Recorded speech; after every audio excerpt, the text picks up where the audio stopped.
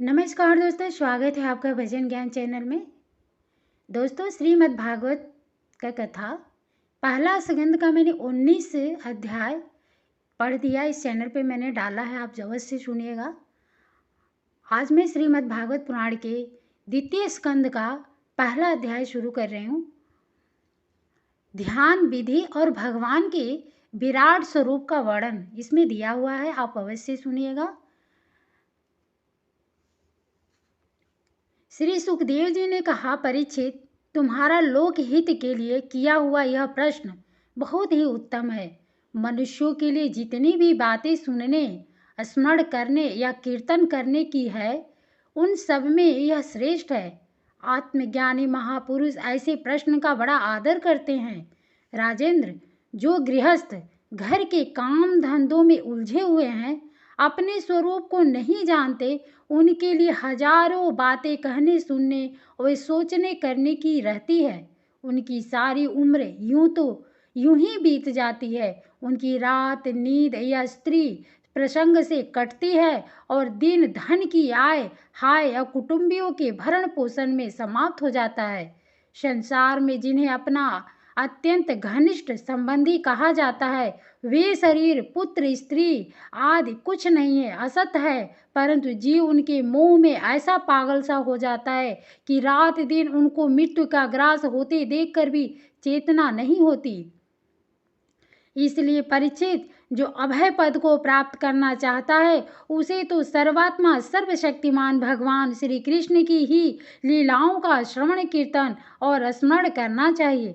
मनुष्य जन्म का यही इतना ही लाभ है कि चाहे जैसे हो, ज्ञान से, भक्ति से अथवा अपने धर्म की निष्ठा से जीवन को ऐसा बना लिया जाए कि मृत्यु के समय भगवान की स्मृति अवश्य बनी रहे। परीक्षित, जो निर्गुण स्वरूप में स्थित है, वे विधि निषेध की मर्यादा को लांघ चुके हैं। वे बड़े बड़े ऋषि मुनि भी प्राय भगवान के आनंद कल्याणमय गुण गणों के वर्णन में रमे रहते हैं। द्वापर के अंत में इस भगवत रूप अथवा वेद तुल्य श्रीमद् भागवत नाम के महापुराण का आपने पिता श्री कृष्ण दैपायन से मैंने अध्ययन किया था।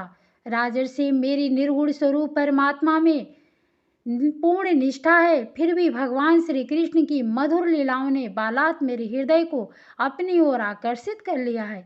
यही कारण है कि मैंने इस पुराण का अध्ययन किया। तुम भगवान के परम भक्त हो, इसलिए तुम्हें मैं उसे सुनाऊंगा। जो इसके प्रति श्रद्धा रखते हैं, उनकी शुद्ध चित्तवृत्ति भगवान श्री कृष्ण के चरणों में अनन्य प्रेम के साथ बहुत शीघ्र ही लग जाती है।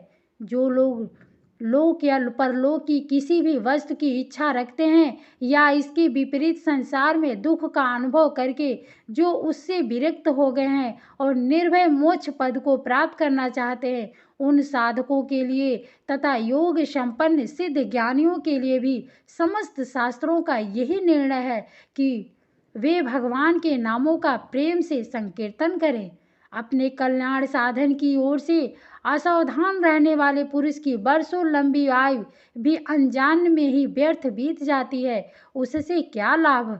सावधानी से ज्ञान पूर्वक बिताई हुई घड़ी 2 घड़ी भी श्रेष्ठ है, क्योंकि उसके द्वारा अपने कल्याण की चेष्टा तो की जा सकती है।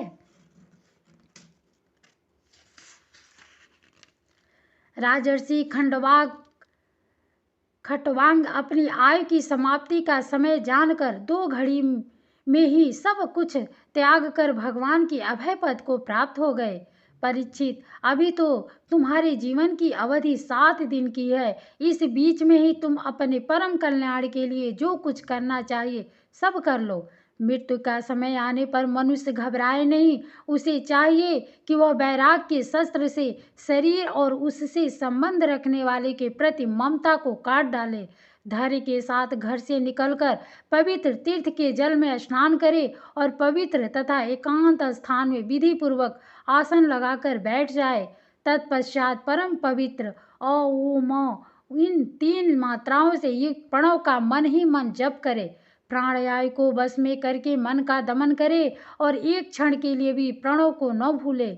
बुद्धि की सहायता से मन के द्वारा इंद्रियों को उनके विषयों से हटा ले और कर्म की वासनाओं से चंचल हुए मन को विचार के विचार के द्वारा रोककर भगवान के मंगलमय रूप में लगाएं। स्थिर चित्त से भगवान के श्री विग्रह में से किसी एक अंग का ध्यान करें। इस प्रकार एक एक अंग का ध्यान करते करते विषय वासना से रहित मन को पूर्ण रूप से भगवान में ऐसा तल्लीन कर दे कि फिर और किसी विषय का चिंतन ही न हो। वही भगवान विष्णु का परम पद है, जिसे प्राप्त करके मन भगवत प्रेम रूप आनंद से भर जाता है। यदि भगवान का ध्यान करते समय मन रजोगुण से विक्षिप्त या तमोगुण से मूढ़ हो जाए तो घबराए नहीं, धैर्य के साथ योग धारणा के द्वारा उसे बस में करना चाहिए, क्योंकि धारणा उक्त दोनों गुणों के दोषों को मिटा देती है। धारणा स्थिर हो जाने पर ध्यान में जब योगी अपने परम मंगलमय आश्रय भगवान को देखता है, तब उसे तुरंत ही भक्ति योग की प्राप्ति हो जाती है। परीक्षित ने पूछा, ब्रह्मांड, धारणा किस साधन से किस वस्तु में किस प्रकार की जाती है और उसका क्या स्वरूप माना गया है, जो शीघ्र ही मनुष्य के मन को मैल मिटा देती है? श्री सुखदेव जी ने कहा, परीक्षित, आसन, श्वास, आसक्ति और इंद्रियों पर विजय प्राप्त करके फिर बुद्धि के द्वारा मन को भगवान के स्थूल रूप में लगाना चाहिए। यह कार्य रूप संपूर्ण विश्व जो कुछ भी कभी था या होगा, सब का सब जिसमें दिख पड़ता है, वही भगवान का स्थूल से स्थूल और विराट शरीर है। जल, अग्नि, वायु, आकाश, अहंकार, महतत्व और प्रकृति, इन 7 आवरणों से घिरे हुए इस ब्रह्मांड शरीर में जो विराट पुरुष भगवान है, वो ही धारणा के आश्रय हैं। उन्हीं की धारणा की जाती है। तत्वज्ञ पुरुष उनका इस प्रकार वर्णन करते हैं। पाताल विराट पुरुष के तलवे हैं, उनकी एड़ियां और पंजे रसातल हैं। दोनों गुल्फ एड़ी के ऊपर की गांठें महातल है, उनके पैर के पिंडे तलातल हैं। विश्व मूर्ति भगवान के दोनों घुटने सुतल हैं, जांघें वितल और अतल हैं, पेड़ भूतल है और परीक्षित, उनके नाभि रूप सरोवर की को ही आकाश कहते हैं। आदि पुरुष परमात्मा की छाती को स्वर्गलोक, गले को महाल लोक, मुख को जनलोक और ललाट को तपोलोक कहते हैं। उन सहस्त्र सिर वाले भगवान का मस्तक समूह ही सत्यलोक है।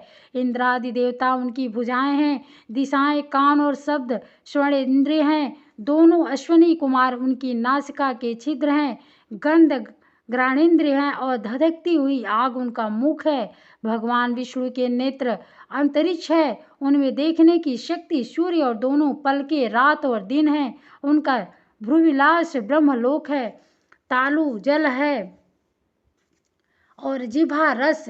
वेदों को भगवान ब्रह्मानंद कहते हैं और यम को दाढ़े, सब प्रकार के स्नेह दांत है और उनकी जगन मोहिनी माया को ही उनकी मुस्कान कहते हैं। यह अनंत सृष्टि उसी माया का कटास विक्षेप है। लज्जा ऊपर का ओठ और लोभ नीचे का ओठ है।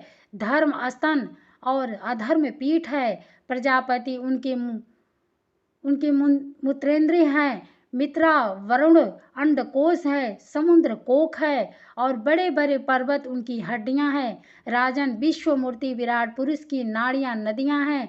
वृक्ष रोम है, परम प्रबल वायु श्वास है। काल उनकी चाल है और गुणों का चक्कर चलाते रहना उनका कर्म है। परिचित, बादलों की उनके केस मानते हैं। संध्या उन अनंत का वस्त्र है। महात्माओं ने अव्यक्त मूल प्रकृति को ही उनका हृदय बतलाया है और सब विकारों का खजाना उनका मन चंद्रमा कहा गया है। महत्व को सर्वात्मा भगवान चित्त कहते हैं और रुद्र उनके अहंकार कहे गए हैं। घोड़े, खच्चर, ऊंट और हाथी उनके नख हैं। वन में रहने वाले सारे मृग और पशु उनके कटी प्रदेश में स्थित हैं। तरह तरह के पक्षी उनके अद्भुत रचना कौशल है। स्वयंभू मनु उनकी बुद्धि है और मनु की संतान मनुष्य उनके निवास स्थान है। गंधर्व, विद्याधर, चारण और अप्सराएं उनके खड़ग आदि शौरों की स्मृति हैं। दैत्य उनके वीर हैं। ब्राह्मण मुख, क्षत्रिय भुजाएं, वैश्य जंघाएं और शूद्र उनके विराट पुरुष के चरण हैं। विविध देवताओं के नाम से जो बड़े बड़े द्रव्यमय यज्ञ किए जाते हैं, उनके कर्म हैं। परीक्षित, विराट भगवान की स्थूल शरीर का यही स्वरूप है, सो मैंने तुम्हें सुना दिया। इसी में मुमुक्षु पुरुष बुद्धि के द्वारा मन को स्थिर करते हैं, क्योंकि इससे भिन्न और कोई वस्तु नहीं है। जैसे स्वप्न देखने वाला स्वप्नावस्था में अपने आप को ही विविध पदार्थों के रूप में देखता है, वैसे ही सबकी बुद्धि वृत्तियों के द्वारा सब कुछ अनुभव करने वाला सर्वांतर्यामी परमात्मा भी एक ही है। उन सत्य स्वरूप आनंद निधि भगवान का ही भजन करना चाहिए। अन्य किसी वस्तु में आसक्ति नहीं करनी चाहिए, क्योंकि यह आसक्ति जीव के अधपतन का हेतु है। राधे राधे, धन्यवाद। अगला अध्याय दूसरे वीडियो में अवश्य सुनिएगा।